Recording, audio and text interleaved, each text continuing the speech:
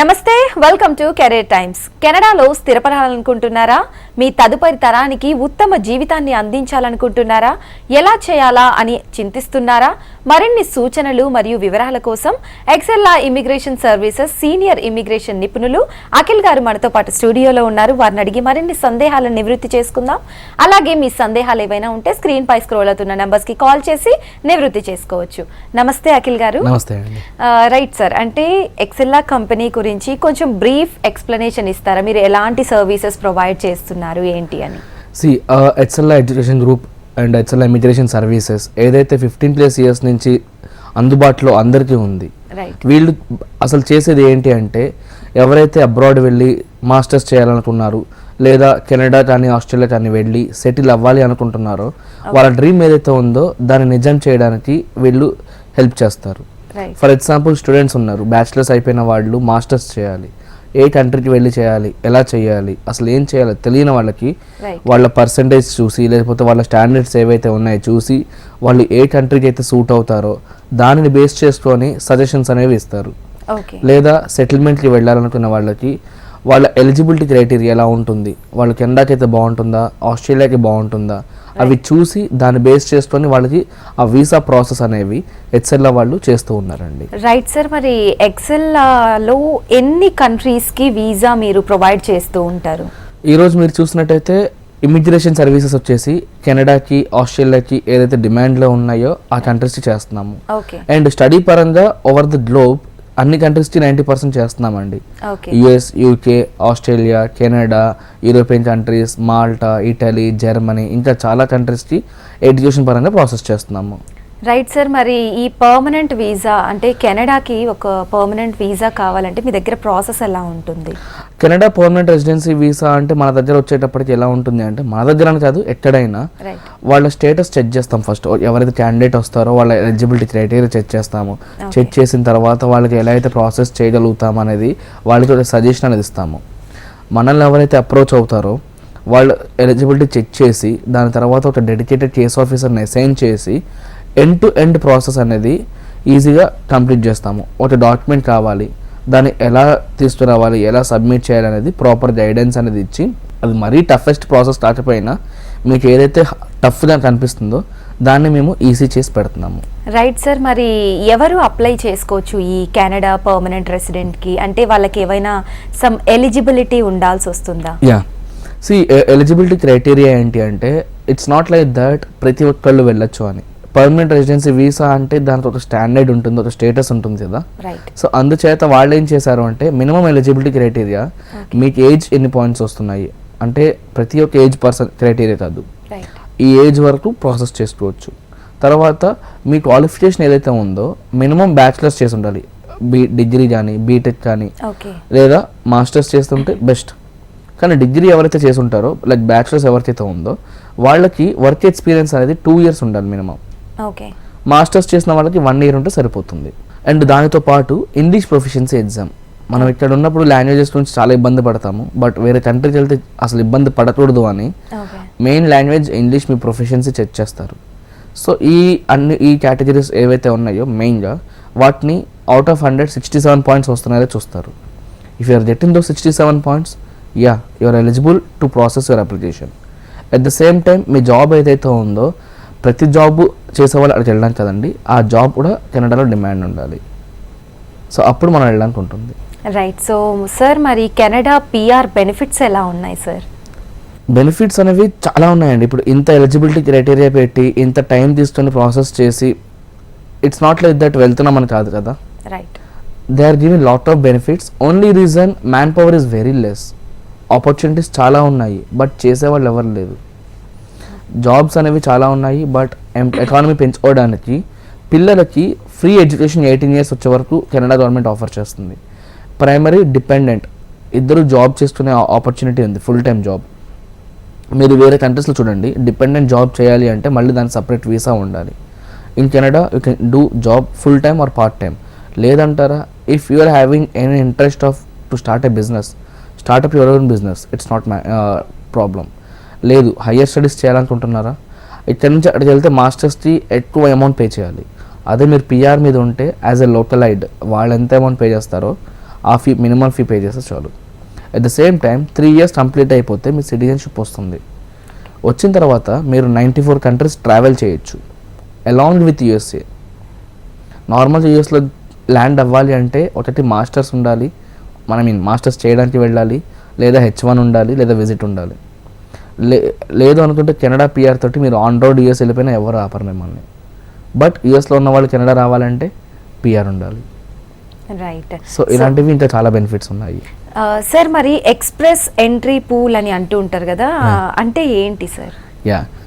ఇప్పుడు మీరు ఎలిజిబిలిటీ అడిగారు కానీ బెనిఫిట్స్ అడిగారు. అసలు ప్రాసెస్ ఏంటి అంటే ఈ అన్ని చేయడానికి main process express entry pool. ప్రతి ఒక్క అప్లికేషన్ ఎక్స్ప్రెస్ ఎంట్రీ పూల్లో లాంచ్ చేయడం జరుగుతుంది. లాంచ్ చేయాలి అంటే మీ దగ్గర IELTS ఉండాలి.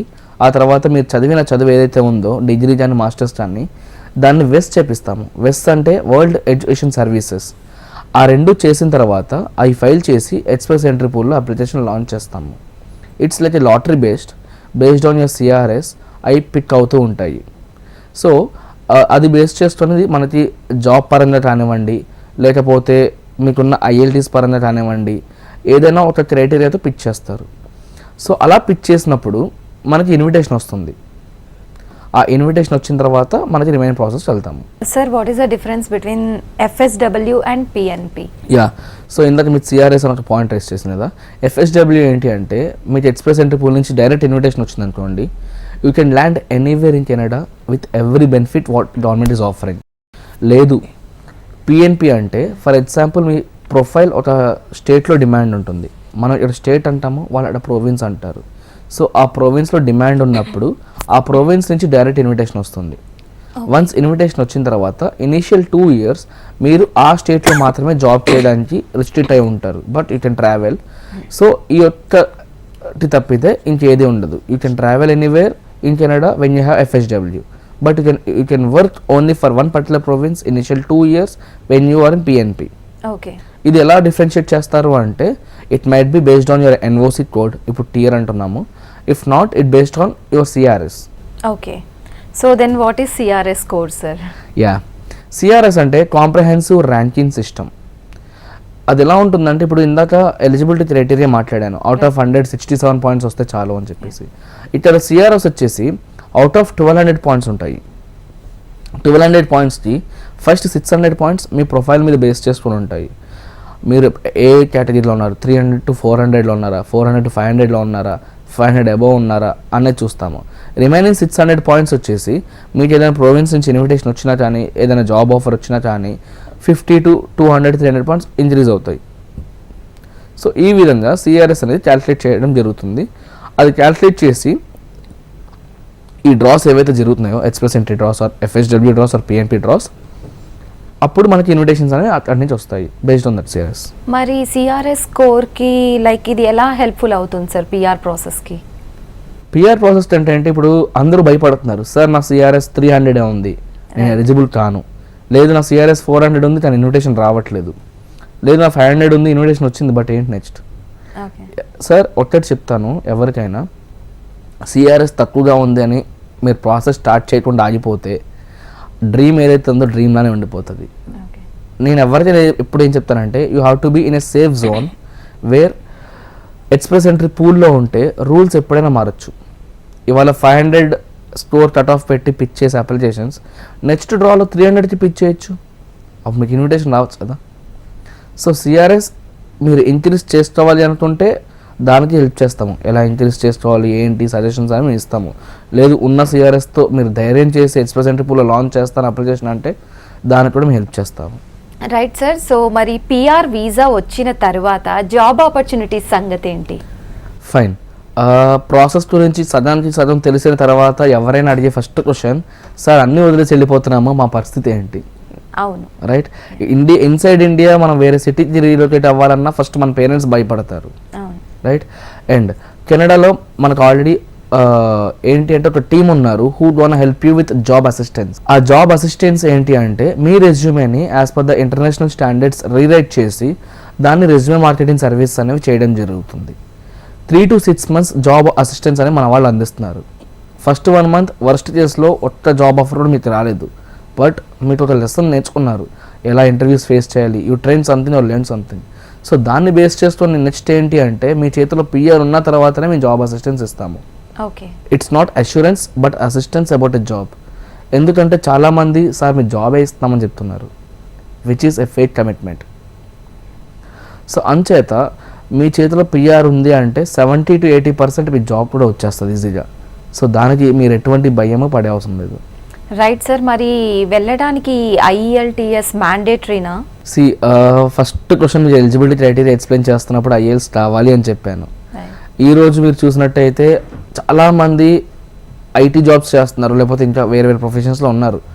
వాళ్ళు డైలీ రొటీన్ లైఫ్ మొత్తం ఇంగ్లీషే మాట్లాడతారు, కానీ IELTS దగ్గర వచ్చేటప్పటికి భయపడతారు. సార్ స్కోర్ రాదు, మాకు వెళ్ళాలని ఉంది కానీ IELTS వల్ల ఆగిపోతున్నాము.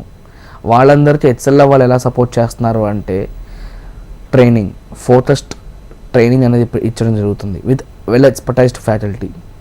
సరే ట్రైనింగ్ 1 month ఇస్తున్నాం కదా, 1 month అయిపోయింది, నెక్స్ట్ ఎగ్జామ్ రాసేయండి అని చెప్పి తోసేయకుండా వాళ్ళ చేత మాక్ ఎగ్జామ్స్ అనేవి మేమే పెడుతున్నాము, which decides whether they need to go for exam or else again need to get for training. Mock ఎగ్జామ్స్లో వాళ్ళు బాగా పర్ఫామ్ చేస్తే ఫైన్ సార్ మీ స్లాట్ పూచ్ చేసుకొని ఎగ్జామ్ రాయండి అని చెప్తాము. ఈరోజు ఎగ్జామ్ ఫీజు అరౌండ్ 18,000 19,000 ఉంది, which is not a small amount, hard and money, right, which we don't want to waste clients money also. Time ఒక రోజు పోయినా పర్లేదు, అటు ఇటుగా IELTSలో మంచి స్కోర్ వస్తే కదా ప్రాబబిలిటీ పెరుగుతుంది. సార్ మరి IELTS మ్యాండేటరీ అయితే దానికి మినిమం స్కోర్ ఎంత చేయాలంటారు? ఎలిజిబిలిటీ క్రైటీరియా 67 points మనం క్యాలిక్యులేట్ చేసేటప్పుడు అవుట్ ఆఫ్ 24 మీకు ఎన్ని రావాలి చెప్తాము. మన బ్యాండ్ పరంగా మాట్లాడితే ప్రతి మాడ్యూల్లో అంటే speaking, reading, writing, listening 4 modules ఉంటాయి. దాంట్లో నాట్ లెస్ దాన్ 6 కన్నా తక్కువ రాకూడదు. కానీ మేము క్లయింట్కి సజెస్ట్ చేసేది ఏంటంటే లిజనింగ్లో 8 ట్రై చేయండి, మీకు 8 వస్తే బాగుంటుంది. రిమైనింగ్ 3 modules 7కి ట్రై చేయండి. If you are aiming for the 11th step you might reach for the 10th step. So aim for big అని చెప్పి will help them in getting the best. So 877కి try చేయండి అని మాత్రం suggest చేస్తాము. Right sir. మరి ఎక్సెల్లాలో మీరు ఎలాంటి ప్రాసెస్ని అందిస్తున్నారంటే ఇక్కడ PR తీసి ఆ క్యాండిడేట్ని ఆ పర్టికులర్ వాళ్ళకి నచ్చిన లొకేషన్కి పంపించడానికి మీరు ప్రాసెస్ ఎలా చేస్తున్నారు? ఈ డెడికేటెడ్ కేస్ ఆఫీసర్ అని ఎవరైతే ఉన్నారో వాళ్ళు ఏం చేస్తారంటే డాక్యుమెంట్స్ చెక్ లిస్ట్ అనేది షేర్ చేస్తారు. ఎలాంటి డాక్యుమెంట్స్ ఎప్పుడు సబ్మిట్ చేయాలి, ఎలా సబ్మిట్ చేయాలి, పేమెంట్ పార్ట్ ఏదైనా ఉంటే ఫినాన్షియల్స్ ఎలా చేయాలి, గవర్నమెంట్కి ఎలా పోర్ట్రేట్ చేయాలి, అవన్నీ ఎక్స్ప్లెయిన్ చేస్తూ ఉంటారు. ఫైన్, PR వచ్చిన తర్వాత ఇన్విటేషన్ వస్తుంది. ఇన్విటేషన్ వచ్చిన తర్వాత ఏ డాక్యుమెంట్ ఏ టైంలో ఎలా సబ్మిట్ చేయాలి, ఎవరికి సబ్మిట్ చేయాలి అవి చెప్తారు. ఇక్కడితో అయిపోయిన తర్వాత నెక్స్ట్ స్టెప్ ఏంటంటే పోస్ట్ ల్యాండింగ్ సర్వీసెస్. ఎవరైతే వెళ్ళిపోయి ల్యాండ్ అయ్యారో దే మైట్ ఫీల్ మాకు అకామిడేషన్ కూడా లేదు అని. వాళ్ళ బడ్జెట్ ఏదైతే ఉంటుందో వాళ్ళకి ఆ బడ్జెట్లో అకామిడేషన్ వెతికి పెట్టడము, ఎయిర్పోర్ట్ పికప్ అండ్ డ్రాప్తో సహా ఎండ్ టు ఎండ్ క్లయింట్ని ఇక్కడి నుంచి చాలా స్లోగా అక్కడ వరకు ల్యాండ్ చేస్తాము. సార్ అంటే ఒక్కవేళ అంటే మీ ద్వారా పంపించిన వాళ్ళలో లైక్ మీరు అప్లై చేసిన వాళ్ళలో లైక్ వీసా ఒకవేళ ఫెయిల్ అయ్యి ఇలాంటి కేసెస్ ఏమైనా మీరు ఫేస్ చేశారా? ఫెయిల్యూర్స్ అంటే అస్సలు అవ్వలేదని చెప్పనండి, ఉంటాయి. ఎలా ఉంటాయి అంటే లైక్ కొంతమంది ఏమైనా ఫేక్ డాక్యుమెంట్స్ తీసుకొని రావడం కానీ, లేదా కొంతమంది హెల్త్ ఇష్యూస్ వల్ల ఆగిపోవడం కానీ, లేకపోతే వాళ్ళంతా వాళ్ళు డ్రాప్ అయిపోవడం తప్పితే ఈ రోజు వరకు మనం అప్లికేషన్ లాంచ్ చేసి రిజెక్షన్ అయితే ఈ రోజు వరకు చూడలేదు. ఎందుకు చూడలేదు అంటే ఎవరైతే మా ఎక్స్పర్టైజ్ ఉన్నారో ప్రాసెస్కి అప్లికేషన్ తీసుకునే ముందే యాజ్ పర్ కెనడియన్ స్టాండర్డ్స్ మొత్తం ఎవాల్యుయేట్ చేపిస్తాము. ట్వైస్ ఆర్ థ్రైస్ ప్రొఫైల్ అంతా చెక్ చేయించి వాళ్ళ ప్రొఫైల్ అక్కడ డిమాండ్ ఉందా లేదా, ఎక్స్పీరియన్స్ ఇక్కడ ఉన్న ఎక్స్పీరియన్స్ వాళ్ళకి సూట్ అవుతుందా లేదా, బాగుందా లేదా, రేపు పొద్దున అక్కడికి వెళ్తే సర్వే అవుతారా లేదా, అవన్నీ చెక్ చేసిన తర్వాతనే విల్ టేక్ ద అప్లికేషన్. ఎందుకు అంటే అప్లికేషన్ స్పెండింగ్ పెట్టుకొని మేము బడ్డని తీసుకోవాలి అనుకోము, లేదా అవ్వలేని ప్రొఫైల్స్ కానీ లేకపోతే ఏమైనా రిజెక్ట్ అయ్యే ప్రొఫైల్స్ ఒకవేళ ఉండి అవి తీసుకొని ఫేమ్ పోగొట్టుకోవాలని చూస్తాము. So whatever we take an application twice or thrice check చేసిన తర్వాతనే will accept that. Right sir. మరి Excel services only some particular కంట్రీస్కేనా లేకపోతే ఆల్ ఓవర్ వరల్డ్కి మీ సర్వీసెస్ని ప్రొవైడ్ చేస్తున్నారా? We are open to serve anyone wherever they are interested to do. Okay. But it's not like that what we don't want accept whatever you want. For example ఇవాళ మీరు వచ్చిన పలానా కంట్రీలో కావాలి అంటారు, అక్కడ ఆపర్చునిటీస్ లేవు, అక్కడ మీకు సేఫ్టీ లేదు లేదా వీసా లేదు, మీరు వెళ్ళి ఏం చేస్తారు? We don't want waste your time or money. So అక్కడ వీసా ఏది లేకపోతే will not accept that. Sir ఆ కంట్రీలో వీసా లేదు, మీకు సూట్ అయ్యే కంట్రీస్ ఇవి ఉన్నాయి చూడండి. సో మీ దగ్గరికి వచ్చిన క్లయింట్స్తో మీరు పర్టికులర్ విషయాలన్నీ చర్చించే ఆ పర్టికులర్ క్యాండిడేట్కి చెప్తారు. రైట్. ఓకే సార్, అంటే మీరు ఇందాక చెప్తున్నారు లైక్ ఓన్లీ కెనడా గురించి మాట్లాడుతున్నారు. Then what about Australia PR sir? Australia PR ఎలా ఉంటుందంటే it's like same Canada. Eligibility criteria check చేస్తారు, లేకపోతే బెనిఫిట్స్ సేమే ఇస్తారు. కానీ ఇక్కడ ఏంటి అంటే అవుట్ ఆఫ్ 167 మనం కెనడా గురించి మాట్లాడుతున్నాము, అవుట్ ఆఫ్ 165 ఆస్ట్రేలియా రావాలి. ఓకే. కెనడాలో మీ డిపెండెంట్ ఐఎల్స్ రాస్తే అడాప్టబిలిటీ పాయింట్స్ అనే 5 పాయింట్స్ వస్తాయి. కానీ ఇక్కడ మనకు అడాప్టబిలిటీ పాయింట్స్ రావాలి అంటే డిపెండెంట్ ప్రొఫైల్ కూడా డిమాండ్లో ఉండాలి. Okay. At the same time మీరు ఆస్ట్రేలియా నుంచి న్యూజిలాండ్కి ట్రావెల్ చేసే ఆపర్చునిటీ అనేది గవర్నమెంట్ అయితే మీకు ఇస్తుంది. తర్వాత ఇంకోటి ఏంటి అంటే అసెస్మెంట్ బాడీస్ అని ఉంటాయి. ఎలా అంటే ఫర్ ఎగ్జాంపుల్ మీరు ఇప్పుడు మెకానికల్ ఇంజనీర్ అయి ఉంటారు, లేకపోతే సివిల్ ఇంజనీర్. వీళ్ళకి ఏంటి అంటే మెకానికల్ ఇంజనీర్స్ అని ఒక అసెస్మెంట్ బాడీ ఉంటుంది, లేదా సాఫ్ట్వేర్ కంపెనీస్ జాబ్ చేసే వాళ్ళకి ఏసీఎస్ అని. సో ఇలా డిఫరెంట్ ఆక్యుపేషన్స్కి డిఫరెంట్ అసెస్మెంట్ బాడీస్ ఉంటాయి. సో వాళ్ళకి ఏంటి అంటే ప్రాసెస్ చేస్తున్నప్పుడు based on that assessment body process మారుతుంది. కొన్ని అసెస్మెంట్ బాడీస్కి ఎక్స్పీరియన్స్తో పాటు ఐఎల్టీఎస్ మనం ఫస్టే సబ్మిట్ చేసేయాలి, కొన్నిటికి అసెస్మెంట్ చేసిన తర్వాత సబ్మిట్ చేయాలి. అలా డిఫరెంట్గా ఉంటాయి. And second thing is IELTS మీకు కెనడాలో 6 ఉంటే సరిపోతుంది, బట్ 877 ట్రై చేయండి.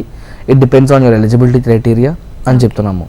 బట్ కమింగ్ టు ఆస్ట్రేలియా ప్రతి మాడ్యూల్లో ఫర్ ష్యూర్ మీకు 8 ఉండాలి, which is bit tough. But మేము ఆస్ట్రేలియా చేయము లేకపోతే అవ్వదు అని చెప్పట్లేదు. మీ ప్రొఫైల్ చాలా బాగుంది, మీకు ఐఎల్టీస్ తెచ్చుకున్న ఇది ఆ స్టాండర్డ్స్ మీకు ఉన్నాయి. Don't waste your time, try for Australia, get your PR in 6 months. Okay. So అదేవిధంగా ఫార్మా డిపార్ట్మెంట్ వాళ్ళు, మెడికల్ లైక్ డాక్టర్స్ అవన్నీ నర్సెస్, వాళ్ళు ఏంటి అంటే వెళ్ళే ముందే ఎగ్జామ్స్ కూడా రాసి ఉండాలి, లైసెన్స్ ఎగ్జామ్స్ కూడా రాసి ఉంటారు. Right sir. మరి జర్మన్ జాబ్ సీకర్ వీసా అని విన్నాను, దాని గురించి కొంచెం బ్రీఫ్ ఎక్స్ప్లెనేషన్ ఇస్తారా? Yeah, German job seeker visa అంటే ఏంటి అంటేనండి people who have done their STEM background qualification, science, technology, engineering, mathematics, ఈ బ్యాక్గ్రౌండ్లో అయితే ఎవరైతే ఉన్నారో దానితో పాటు దాని relevant 2 to 5 years of experience minimum base చేసుకొని ఉంటే వాళ్ళకి ఏంటంటే Germany government 6 months job search చేసుకోవడానికి, అంటే వచ్చి job వెతుక్కోండి. If you get a job you can survive here, లేదా pack your bags go back to your country. So ఐఎల్టీఎస్లో academics and generals అని ఉంటుంది, సో దాని గురించి కొంచెం పూర్తి ఎక్స్ప్లెనేషన్ ఇస్తారా? Yeah, see IELTS it's totally English proficiency exam అండి. ఓకే. మీరు ఏదో అందరూ భయపడుతున్నట్టు అస్సలు టఫ్ ఉండదు. మీ daily routine life, for example మీరు ఒక మెయిల్ రాస్తారు, మీకు ఇంగ్లీష్ రాకపోతే ఆ మెయిల్ రాయరు, ఒక పంక్చువేషన్ మార్క్ తప్పు వచ్చినా కూడా మొత్తం మీనింగ్ మారిపోతుంది, రైట్? లేకపోతే మీకు వచ్చిన మెయిల్ని చదివి దానికి రిప్లై ఇవ్వాలి.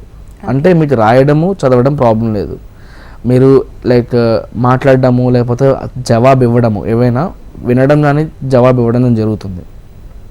ఈ రెండేంటి, మీకు లిజనింగ్ అంటే వినడానికి ప్రాబ్లం లేదు, మాట్లాడడానికి ప్రాబ్లం లేదు.